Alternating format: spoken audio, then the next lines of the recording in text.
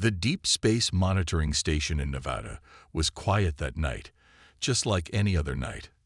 Tom Miller sat at his console, sipping his third cup of coffee, when the sensors started beeping. At first, he thought it was another false alarm, maybe some space debris or a passing comet. But this was different. The energy readings were unlike anything he had ever seen before. They pulsed with a regular pattern that couldn't be natural. Tom's hands trembled as he double-checked the data. After 20 years of searching the stars for signs of intelligent life, this could be it. "Control, this is Station 7. He called through the intercom. "You need to see this." Within hours, every major space agency on Earth was analyzing the data. The signals were coming from near Jupiter's orbit, and they were definitely artificial. 15 large objects, each bigger than the largest spacecraft humans had ever built, were drifting through space. The International Space Coalition called an emergency meeting. Representatives from 20 countries gathered in Geneva, watching in stunned silence as the first images came through from the powerful space telescopes. The objects were ships, their metallic hulls reflecting the distant sunlight. Some showed visible damage, with parts of their structure torn and twisted. "Ladies and gentlemen," announced Director Wilson of the coalition, "we are not alone." The next 48 hours were chaos. News networks worldwide broke the story. Social media exploded with theories and speculation. But the real surprise came when the aliens made first contact. The message arrived on all frequencies, translated through a simple mathematical code that Earth's computers could understand. "This is Fleet Commander Wren of the Stellar Alliance. Our ships are damaged. We carry 10,000 civilians, including 2,000 children. We request assistance."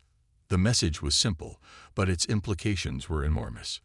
An advanced alien civilization was asking humanity, a species that had barely reached its own moon, for help. More messages followed. The aliens explained that they were refugees, fleeing from a devastating cosmic event in their home system. Their faster-than-light drives had malfunctioned during the escape, leaving them stranded in Earth's solar system. Their power was failing, and their life support systems were running on emergency reserves. In the coalition's control room, engineers and scientists worked around the clock to understand the alien situation. The fleet's main problem was their damaged FTL drives, but they were also running low on a critical element they used for power generation. Without help, they would drift helplessly through space until their supplies ran out. "Can we even help them?" asked one of the engineers. "Their technology is centuries ahead of ours." Director Wilson stood at the window, watching the sunrise. "Maybe that's exactly why we can help," he said. "Sometimes the simplest solutions are the best ones." The aliens' advanced technology had failed them, but humanity's primitive spacecraft might be able to reach them. Earth's ships were built to be tough and reliable, designed to work in the harsh conditions of space with limited resources. The coalition's engineers began drawing up plans. They would need to modify existing spacecraft, pushing their capabilities to the limit. It would be risky, but they had to try. Humanity's first contact with alien life couldn't end in tragedy. As the day ended, Director Wilson made the call that would change human history forever. "Fleet Commander Wren," he transmitted, "this is Earth. We're coming to help." The response came back quickly. "Acknowledged, Earth. We await your arrival with hope." In orbit, astronauts began preparing ships for the rescue mission. On the ground, launch facilities worldwide sprang into action. Humanity was about to attempt its first deep space rescue mission, trying to save beings they had never met, using technology that might not be up to the task. But that's what humans did best. They faced impossible challenges and found a way to succeed. As the first rescue ships began their pre-launch checks, everyone involved knew they were part of something historic. This wasn't just about saving lives. It was about showing that humanity, despite its limitations, could rise to help others in need. The stars beckoned, and for the first time, Earth was reaching out not to explore or conquer, but to help. The greatest adventure in human history was about to begin. The United Nations Assembly Hall was packed. Representatives from every nation sat in tense silence as Director Wilson presented the situation. The images of the stranded alien fleet floated on the giant screen behind him, a stark reminder of what was at stake. "We have the capability to reach them," Wilson said, pointing to the technical diagrams. "But it will require resources from every major spacefaring nation. The question is, do we take the risk?" The debate that followed was heated. Some nations argued that helping aliens could expose Earth to unknown dangers. Others worried about the cost. The Russian representative stood up, his voice firm. "These beings crossed the stars, yet they ask us, a younger civilization, for help. If we turn away, what does that say about humanity?" The Chinese delegate nodded in agreement. "Our technology may be simpler, but sometimes the old ways work when the new ones fail. We cannot let 10,000 beings die in our solar system." As the arguments continued, the engineering team presented their plan. They would modify 3 cargo ships and 2 fuel tankers. The modifications would push Earth's technology to its limits, but the math checked out. They could reach the alien fleet in 4 months. "The real challenge," explained Chief Engineer Brown, pointing to the blueprints, "isn't getting there. It's figuring out how to help them once we arrive. Their technology is far more advanced than ours." But that's when something unexpected happened. The alien fleet sent detailed technical data about their ships. Not everything. They were still cautious, but enough to show they trusted humanity's intentions. The engineers were amazed. The alien ships used principles they had never imagined, but the basic problems were familiar. A broken engine was still a broken engine, no matter how advanced. The power systems might be different, but the laws of physics were the same. "Look at this," Brown said, studying the alien schematics. "Their FTL drives fail because they're too complex. One small problem cascaded through the whole system. Our simpler technology might actually work better for repairs. The cost would be enormous. Every space agency would have to donate ships and resources. Countries would need to share their most advanced technology." But as they studied the images of the alien fleet, carrying families, children, an entire community floating helpless in space, the choice became clear. The vote was unanimous. Humanity would mount the rescue mission.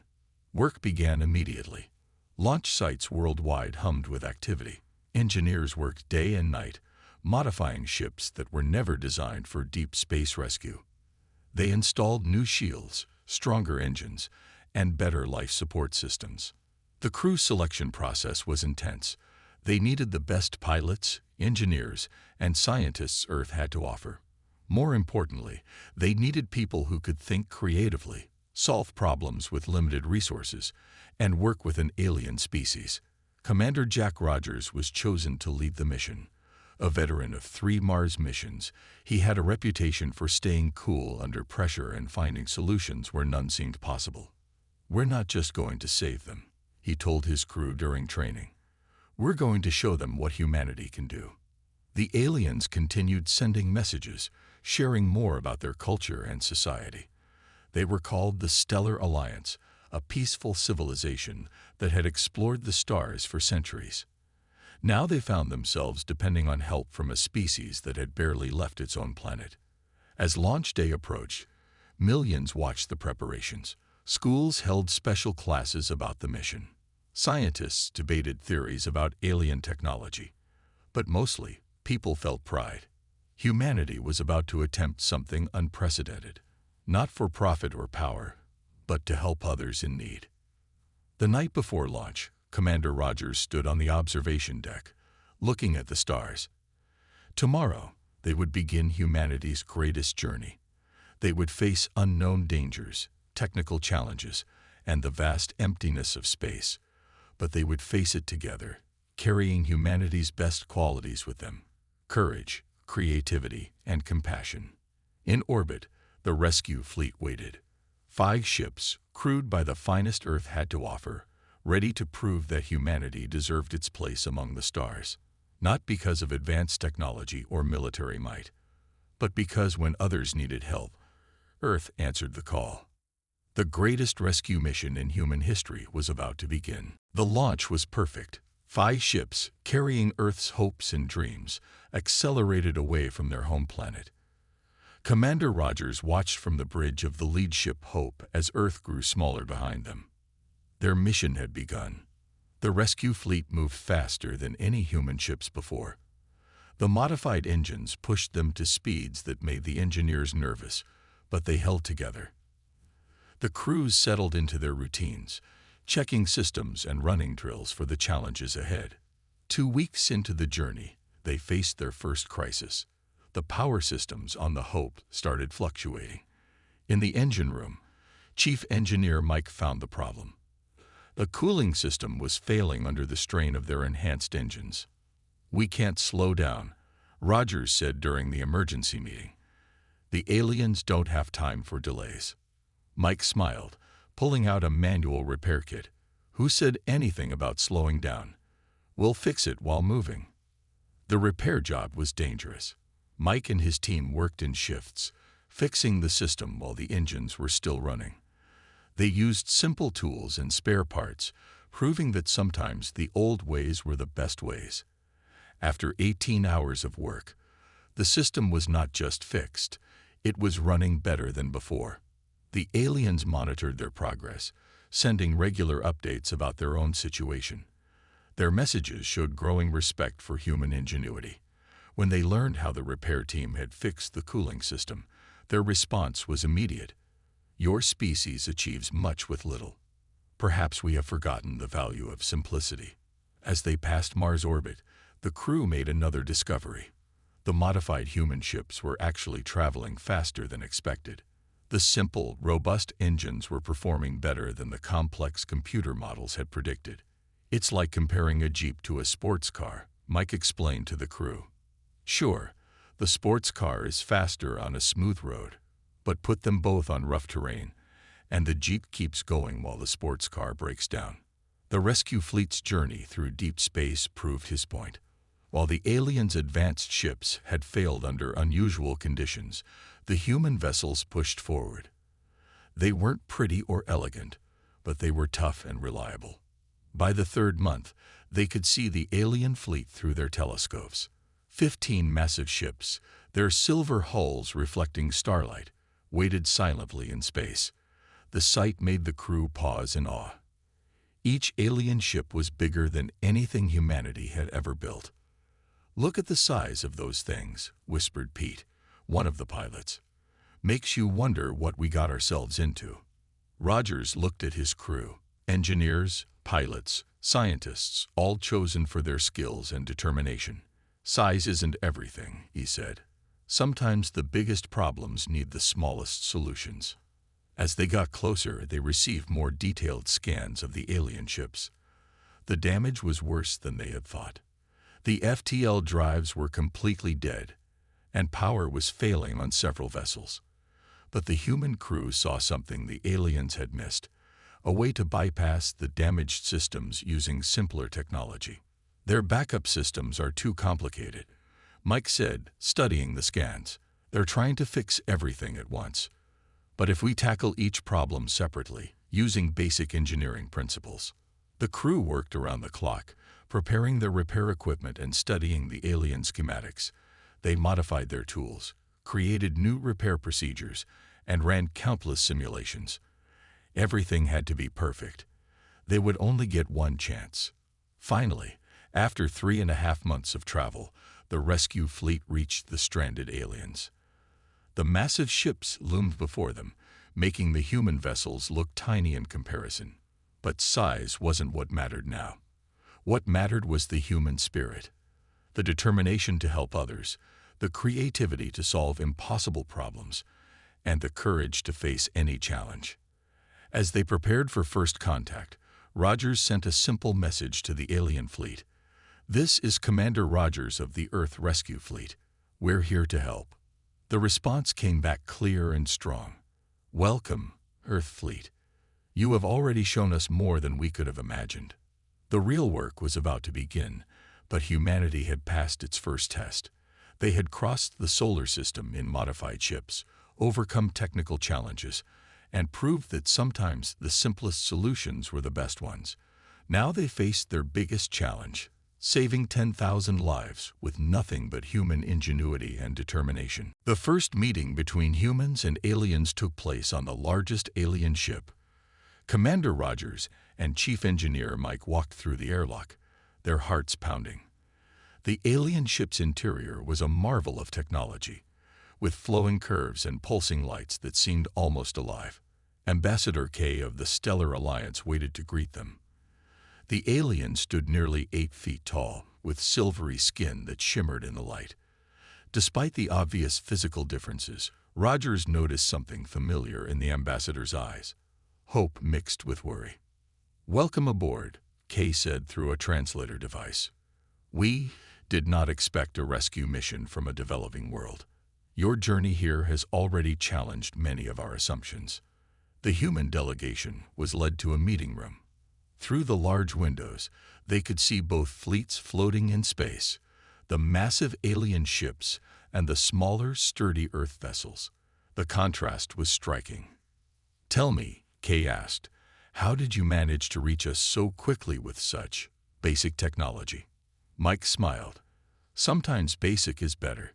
Your ships are amazing, but they're so advanced that when one thing breaks, everything breaks. Our ships are simpler. When something goes wrong, we can fix it with a wrench and some wire." The aliens exchanged looks of surprise. This was not what they had expected from a species that had barely reached its own moon. As they discussed the repair plans, more aliens joined the meeting. Scientists, engineers, and crew members came to meet the humans. Despite the language barrier, they found common ground in the universal languages of mathematics and engineering. "Look at this," one alien engineer said, showing them a holographic display of their FTL drive. "We've tried everything to repair it." Mike studied the complex system. "Your backup systems are trying to do too much. What if we bypass them completely? Sometimes a straight line is better than a circle." The aliens were skeptical at first, but as the humans explained their repair plan, their doubt turned to interest. The human approach was different, simpler, more direct, but potentially more effective. During a break in the meetings, Kay took Rogers on a tour of the ship. They visited the civilian areas, where alien families lived in temporary quarters. Children played in recreational areas, trying to maintain normalcy despite their situation. "Our people were scared when we first detected your ships," Kay admitted. "We thought you might be hostile. But then we saw how you modified your vessels, how your people worked together to reach us. It was inspiring." Rogers watched an alien child drawing pictures of Earth ships. "Humans have a saying, 'We're all in this together.' When we saw your distress signal, there was never any real question about helping. It's what we do." The tour ended in the ship's garden, where plants from the aliens' homeworld grew in carefully maintained conditions. The sight was beautiful and somehow familiar, proving that life, no matter where it came from, shared certain basic needs. "Our civilizations are very different," Kay said, touching one of the plants. "We have traveled the stars for centuries, built amazing technologies, seen wonders you can't imagine. Yet here we are, being taught new ways of thinking by a species that's just beginning its journey." The rest of the day was spent sharing information. The aliens told stories of their travels through space, while the humans shared tales of overcoming challenges on Earth. Despite their differences, both species found they had much in common: curiosity, courage, and a deep desire to explore and understand the universe. As the first day of contact ended, Rogers and Mike prepared to return to their ship. The repair work would begin tomorrow, but something more important had already been accomplished. Two civilizations, separated by vast differences in technology and experience, had found common ground. "Before you go," Kay said, "our children have a question. They want to know if humans have stories about space." Rogers smiled. "We have thousands of them. Maybe while we work on the repairs, we can share some." As they walked back to their ship, Mike looked at the alien fleet. You know what's funny? We came here to rescue them, but I think they're helping us too, showing us what's possible. Rogers nodded. The universe was vast and full of wonders, but today had proved that some things were universal. The need to help others, the power of working together, and the importance of keeping things simple. Tomorrow, the real work would begin. The repair work began at dawn, measured by Earth's time. Teams of human engineers spread across the alien fleet, working alongside their alien counterparts. At first, the aliens were confused by the humans' simple tools, wrenches, welding equipment, and basic diagnostic devices. "Where are your quantum analyzers?" asked an alien technician named Ral, watching Mike open his toolbox. "How will you interface with our systems?" Mike held up an old voltage meter. Sometimes the best way to find a problem is to start with the basics. Let's begin with power flow. The human approach was radically different from what the aliens expected. Instead of trying to fix the complex FTL systems all at once, they broke the problem into smaller parts. Teams worked on different sections, using simple methods to test and repair each component. On the third day, they made their first breakthrough. The human engineers discovered that the aliens' backup systems were actually causing more problems than they solved. The advanced computers were trying to fix everything simultaneously, creating a cascade of errors. "Look here," Mike explained to Ral, pointing to a diagram. "Your systems are like 1,000 people trying to go through one door at the same time. We need to make them wait in line." The aliens watched in amazement as the humans began bypassing complex circuits with simple mechanical switches. It wasn't elegant, but it worked. One by one, systems began coming back online. In the engine room of the main ship, another discovery was made. The humans' basic scanning equipment detected a flaw that the aliens' advanced sensors had missed. A tiny crack in a power conduit was causing energy fluctuations throughout the fleet. "Your sensors are too sensitive," explained Lisa, one of the human engineers. "They're picking up so much data that they missed the obvious. Sometimes you need to step back to see the whole picture." The repair was surprisingly simple. The humans used a basic welding technique, something that hadn't changed much in centuries. The aliens were skeptical, but when the power readings stabilized across the entire fleet, they couldn't argue with the results. Working together, both species learned from each other. The aliens shared their knowledge of advanced materials and energy systems, while the humans taught them the value of simple, reliable solutions. Every successful repair brought the two species closer together. On the fifth day, they faced their biggest challenge, restarting the first FTL drive. The aliens had complex startup procedures that took hours to complete. The humans suggested a different approach. "What if we start with just the core system?" Mike proposed. "No fancy backups, no automatic controls, just the basic engine." The alien engineers were nervous. Starting an FTL drive with minimal safety systems seemed dangerous, but they had seen enough of human ingenuity to trust their judgment. The test began. In the control room, humans and aliens worked side by side.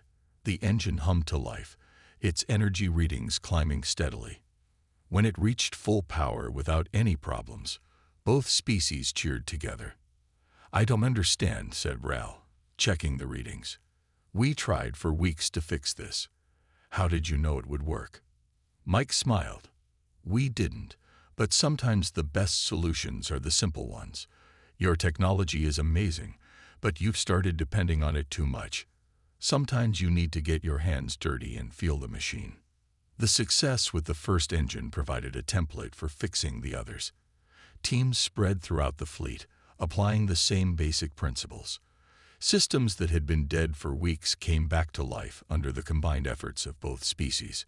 By the end of the week, 3 ships had working FTL drives. The aliens were learning to balance their advanced technology with simpler, more reliable methods. The humans were learning too, gaining insights into technology they had never imagined. During a break, Ambassador K found Rogers watching the repair teams. "Your people have taught us something valuable," the ambassador said. We became so focused on advancing our technology that we forgot the importance of understanding its basic principles. Rogers nodded. And your people have shown us what's possible when we reach for the stars. Seems like both our species had something to learn. The repairs were far from finished, but they had proved something important. In the vast expanse of space, it wasn't just advanced technology that mattered. Sometimes the simplest solutions, combined with determination and creativity, could solve the biggest problems. The real challenge, however, was still to come. The warning came without notice. The fleet's sensors detected a massive solar storm heading their way, far larger than anything the humans had seen before. Both fleets were directly in its path. The radiation levels will be lethal, Ambassador K announced in the emergency meeting. Our shields are still not at full power. We cannot protect all ships. Commander Rogers studied the data. The storm would hit in 6 hours, bringing waves of deadly radiation and electromagnetic pulses that could fry every system on both fleets. The aliens' advanced shields would normally handle such a threat, but with their power systems still under repair, they were vulnerable. What about moving the fleet? Someone suggested. Not enough time, Mike said, looking at the calculations. Half the ships still can't move, and we can't abandon them. The situation seemed hopeless, but Rogers noticed something interesting about the human ship's position. What if we use our ships as shields? He proposed. The aliens were shocked. Their ships were massive compared to the human vessels. How could 5 small Earth ships protect a fleet of 15 giant starships? Mike quickly explained the plan. The human ships were built to handle harsh conditions. Their shields were less advanced but more robust. By positioning them strategically and linking their shield systems together, they could create a protective barrier. It's risky, Kay warned. Your ships could be destroyed. Better than watching 10,000 people die, Rogers replied. Besides, humans are good at beating the odds. They had 4 hours to prepare. The human ships moved into position, forming a V-shaped pattern in front of the alien fleet. Engineers from both species worked frantically to link the shield systems together. This is crazy enough to work, Ral said, helping Mike modify the shield generators. Your species has an interesting way of solving problems. The storm hit with incredible force. The human ships shuddered under the impact. Warning alarms blared as radiation levels spiked. Inside the ships, crews worked desperately to maintain shield power. Shield 4 is failing, someone shouted. Rogers watched the readings with growing concern. The human ships were taking more damage than expected. If their shields failed, both fleets would be defenseless. Then Mike had an idea. The aliens' power systems, we can reverse the flow. Use their remaining power to strengthen our shields. It was dangerous. If it worked, it would protect both fleets. If it failed, it could overload every system and kill everyone instantly. They had seconds to decide. Do it, Rogers ordered. The effect was immediate. Energy flowed from the alien ships into the human shield network. The shields glowed brighter, stronger than ever. The combined technology of both species created something entirely new. A hybrid defense system that was both powerful and resilient. For 2 hours, they rode out the storm. Human crews manually adjusted shield harmonics, while alien engineers balanced power levels. Every minute was a battle against the devastating forces trying to tear them apart. Finally, the storm passed. The fleets emerged intact, though the human ships showed heavy damage. As damage reports came in, something unexpected happened. The aliens began applauding, a gesture they had learned from the humans. That, Ambassador K announced, was either the bravest or most foolish thing we've ever seen, perhaps both. The human crews were exhausted but proud. Their ships were battered but still functional. More importantly, they had saved thousands of lives by doing what humans did best, finding creative solutions and refusing to give up. During the storm, something else had happened. The intense energy flow between the fleets had actually helped repair some of the aliens' damaged systems. Their power grid was now functioning better than before. Sometimes, Mike said, checking the readings, you have to break something to fix it properly. The aliens were beginning to understand why humans had achieved so much with their primitive technology. It wasn't about having the most advanced systems. It was about understanding basic principles and being willing to take calculated risks. As repair teams assessed the damage, Rogers looked out at the combined fleet. Human and alien ships floated together in space, both changed by their encounter with the storm. They had faced destruction and survived, not through superior technology, but through cooperation and courage. The mission wasn't over, but they had passed their greatest test. Now it was time for the final phase, getting everyone home safely. 2 weeks after the solar storm, the repair work was complete. All 15 alien ships had working FTL drives, and their power systems were stable. The success was a testament to what two species could achieve when working together. In the main hall of the alien flagship, both crews gathered for a farewell ceremony. The room was packed with humans and aliens who had worked side by side through the crisis. Many had formed deep friendships despite their differences. Ambassador K stood before the gathered crowd. When we sent our distress signal, we expected either silence or exploitation. Instead, we found something rare in the universe, a species that would risk everything to help strangers. The ambassador gestured to a large screen showing images from the past weeks. Humans and aliens working together, sharing meals, teaching each other new skills. You came to us with what we thought were primitive tools and simple ships. But you showed us that true advancement isn't just about technology. It's about wisdom, courage, and compassion. Commander Rogers stepped forward to speak. Before he could begin, the alien children rushed forward, presenting the human crews with drawings they had made. The pictures showed human and alien ships flying together among the stars. "We came here to perform a rescue," Rogers said, holding one of the drawings. "But we found something more valuable. Proof that different species can work together, learn from each other, and become stronger because of their differences." Then came the surprising announcement. The Stellar Alliance had made a decision.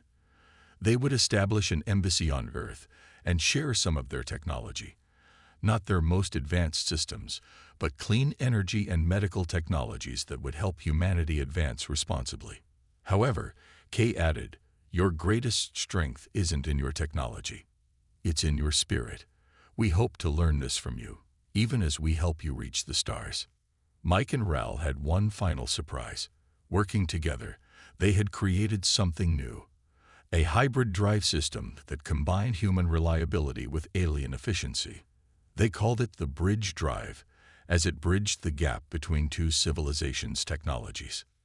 "This is just the beginning," Ral announced. "Imagine what else we can achieve together." As the ceremony ended, both species shared a meal together. The aliens had learned to enjoy human food, especially pizza, while the humans had developed a taste for some alien dishes. It was a small thing, but it showed how far they had come. The next day, preparations began for departure. The alien fleet would jump to FTL first, using their newly repaired drives. The human ships would return to Earth the slow way, carrying data and samples that would help prepare humanity for its new role in the galaxy. Before leaving, Ambassador K had one last conversation with Rogers and Mike on the observation deck. The stars stretched out before them, no longer seeming so distant or unreachable. "You know," Kay said, "we traveled the galaxy for centuries, thinking we were so advanced. It took being rescued by a primitive species to show us what we have forgotten, that the simplest solutions are often the best, and that true strength comes from working together." The farewell was brief but meaningful. As the alien fleet prepared for FTL jump, they arranged their ships in a V formation, the same pattern the human ships had used to shield them during the storm. It was their way of showing respect. The massive ships disappeared in flashes of light, jumping away to their home systems, but they left behind more than just technology and promises. They left hope, Hope that humanity's journey to the stars would be marked not by conquest or competition, but by cooperation and friendship. On the journey home, Rogers looked at his crew. They were tired but proud. They had done what many thought impossible, not through superior technology or strength, but through human ingenuity, determination, and compassion. Earth would never be the same. Humanity had proved itself worthy of joining a larger galactic community, not because they were the strongest or most advanced, but because when they found strangers in need, they answered the call. As the Earth ships turned toward home, they carried with them the greatest lesson of all, that in the vast expanse of space, the strongest force wasn't technology or power, but the simple willingness to help others and work together for a better future. The stars had never seemed brighter. The end.